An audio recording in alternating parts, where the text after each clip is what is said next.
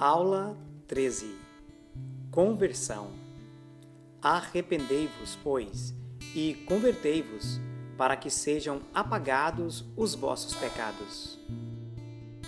A conversão é uma atitude de mudança que atinge todas as áreas da vida, tomada por alguém que teve sua mente e coração iluminados pelo poder das Escrituras Sagradas, mediante o toque do Espírito Santo. Converter-se é uma atitude que coloca o homem em um caminho que o conduzirá ao centro da vontade divina. Deixe o ímpio o seu caminho e o homem maligno os seus pensamentos e se converta ao Senhor, que se compadecerá dele. Torne para o nosso Deus, porque grandioso é em perdoar. Converter-se é seguir por um novo caminho.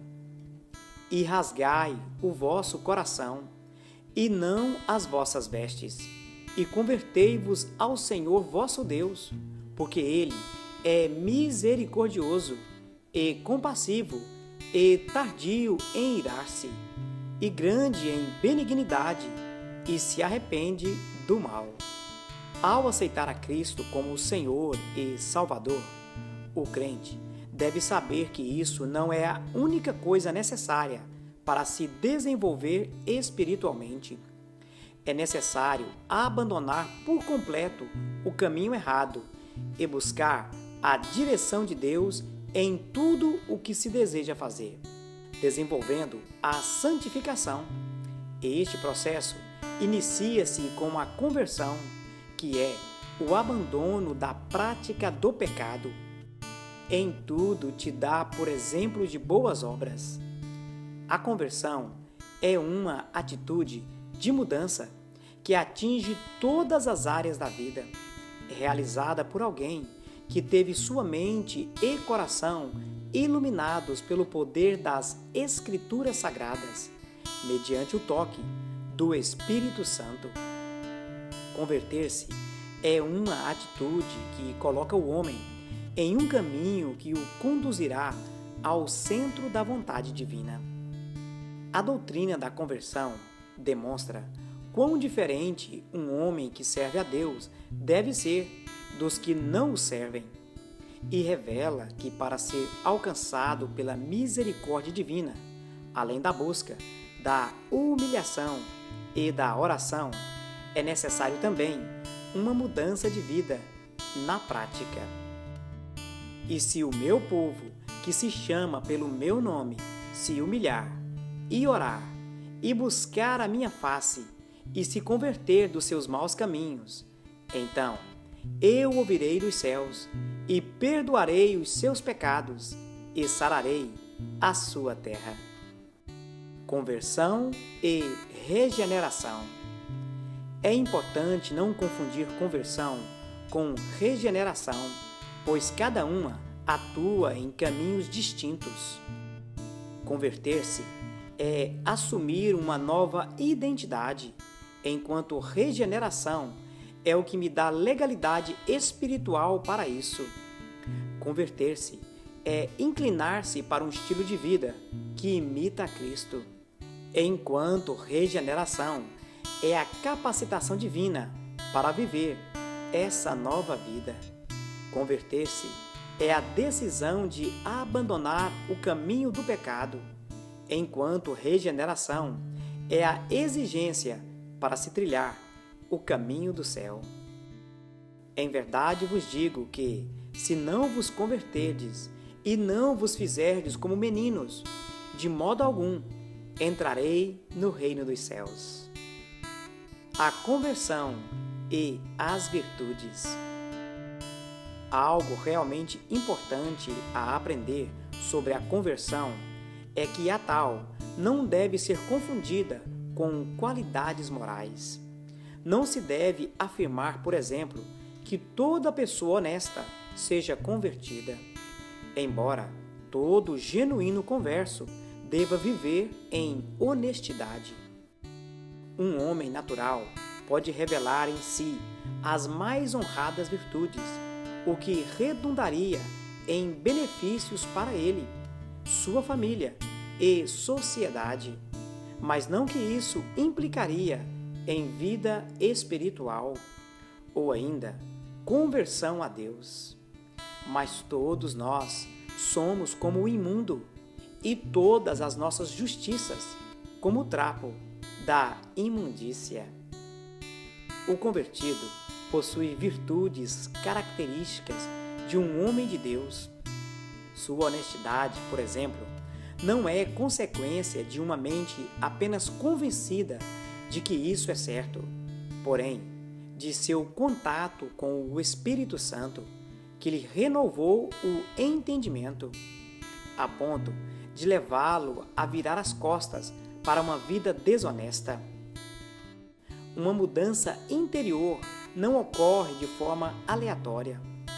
Um homem não é tocado e profundamente transformado pelo acaso, mas há um critério divino para tal, ou seja, converter-se.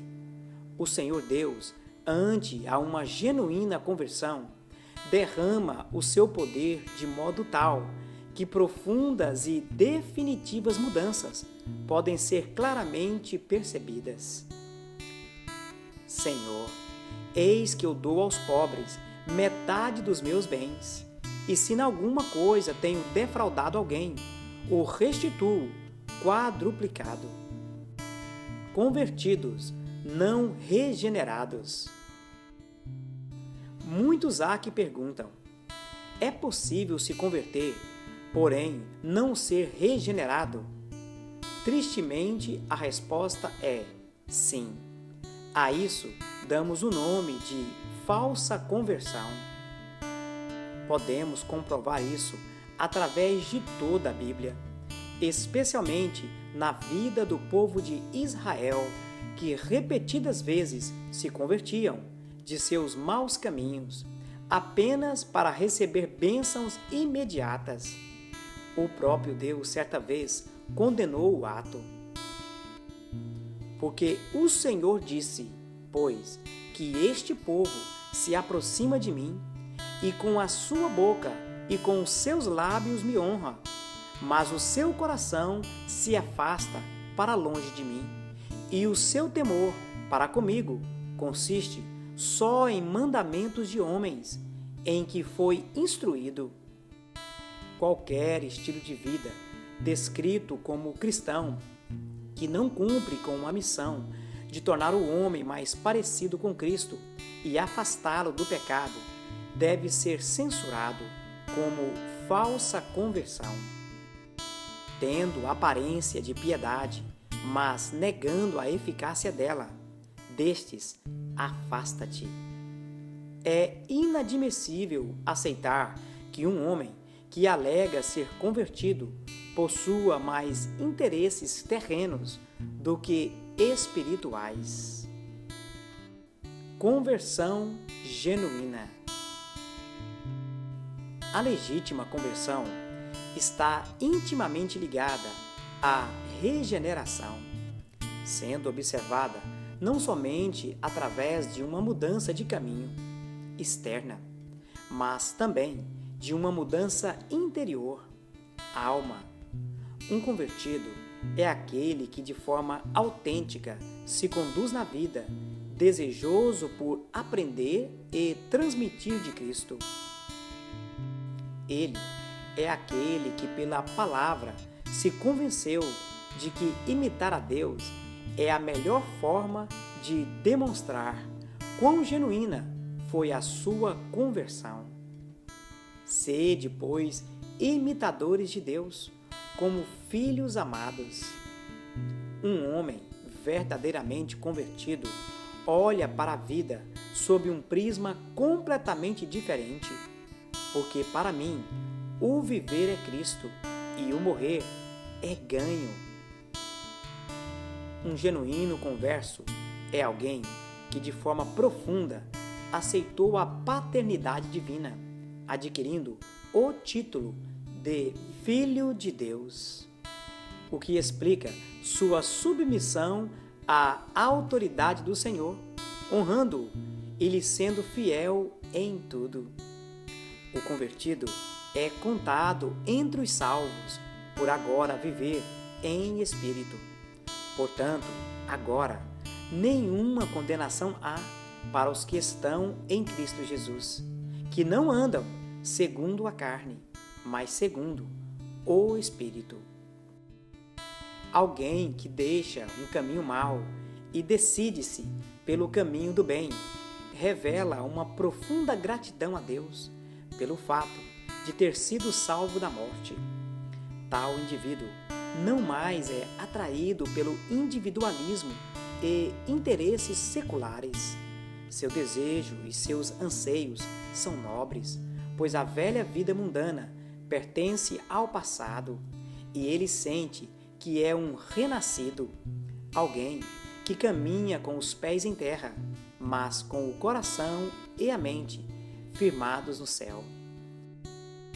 Mas em nada tenho a minha vida por preciosa, contanto que cumpra com alegria a minha carreira e o mistério que recebi do Senhor Jesus, para dar testemunho do Evangelho da graça de Deus. Genuínos convertidos. A.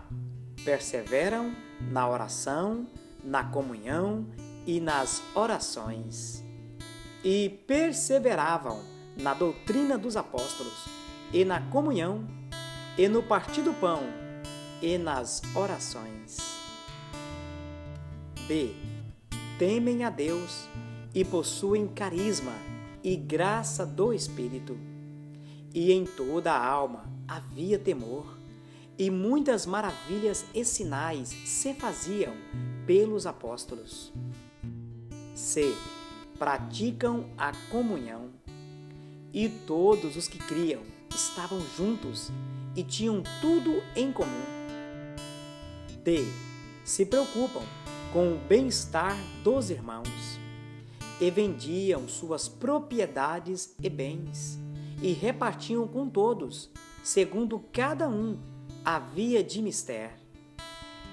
E congregavam, e viviam de modo simples, e perseverando unânimes todos os dias no templo, e partindo o pão em casa, comiam juntos com alegria e singeleza de coração. F. Glorificam a Deus e testemunham, louvando a Deus e caindo na graça de todo o povo. E todos os dias acrescentava o Senhor à igreja aqueles que se haviam de salvar. Converter-se equivale a trilhar o caminho completamente oposto ao que antes se caminhava, o que, obviamente, irá alterar profundamente o destino do convertido. Quem me segue não andará em trevas, mas terá a luz da vida. As Escrituras Sagradas fazem referência à conversão individual, de grupos de pessoas e até mesmo de nações. Conversões individuais. A conversão de Zaqueu, Lucas 19. B. A conversão do eunuco, Atos capítulo 8. C. A conversão de Paulo, Atos capítulo 9. D. Etc.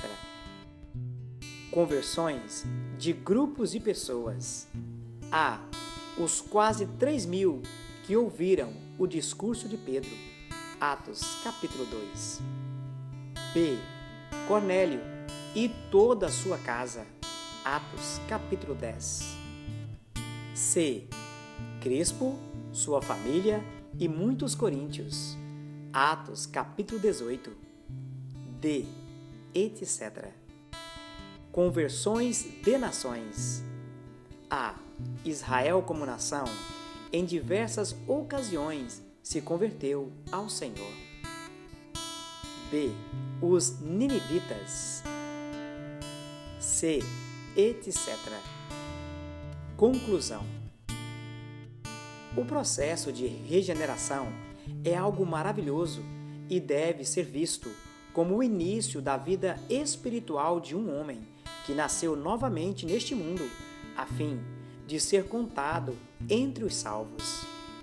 Enquanto seu nascimento natural o habilita a viver na terra, o novo nascimento, advindo de uma conversão genuína, o habilita a morar no céu.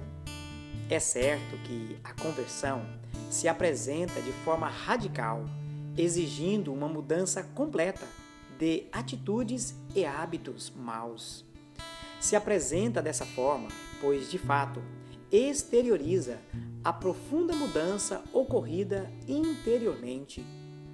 A mim, que dantes fui blasfemo e perseguidor e injurioso, mas alcancei misericórdia. A doutrina da conversão também ensina sobre o retorno daqueles que um dia caminharam com Cristo, mas que por algum motivo se afastaram dele. Torna a dar-me a alegria da tua salvação e sustenta-me com um espírito voluntário. Este é um processo tanto humano quanto divino, e embora exija uma decisão e ação humana, temos o próprio Deus a trabalhar no interior do homem, levando-o a compreender a necessidade de mudança, porque sem mim nada podeis fazer. Um homem cuja direção foi divinamente alterada possui ardente desejo de crescer espiritualmente, motivo pelo qual ama os escritos sagrados e dedica tempo à prática da fé. Tal pessoa não vê a oração, o jejum e o frequentar a igreja como fardos, mas como privilégios do céu.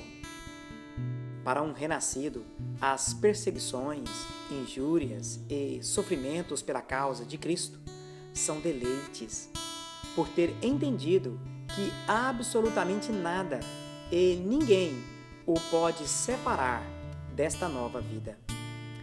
Porque estou certo de que nem a morte, nem a vida, nem os anjos, nem os principados, nem as potestades, nem o presente, nem o porvir, nem a altura, nem a profundidade, nem alguma outra criatura nos poderá separar do amor de Deus, que está em Cristo Jesus, nosso Senhor. Uma mudança de vida é indispensável para qualquer um que deseja seguir a Cristo. Todos se extraviaram e juntamente se fizeram inúteis. Converter-se é um imperativo divino, o qual deve ser obedecido a fim de que haja reconciliação entre o Criador e a criatura. É este ato que devolve ao homem a plena alegria e o impulsiona a uma vida de pureza e simplicidade. A conversão nos direciona ao centro da vontade de Deus. Saiba que aquele que fizer converter do erro do seu caminho um pecador, salvará da morte uma alma e cobrirá uma multidão de pecados.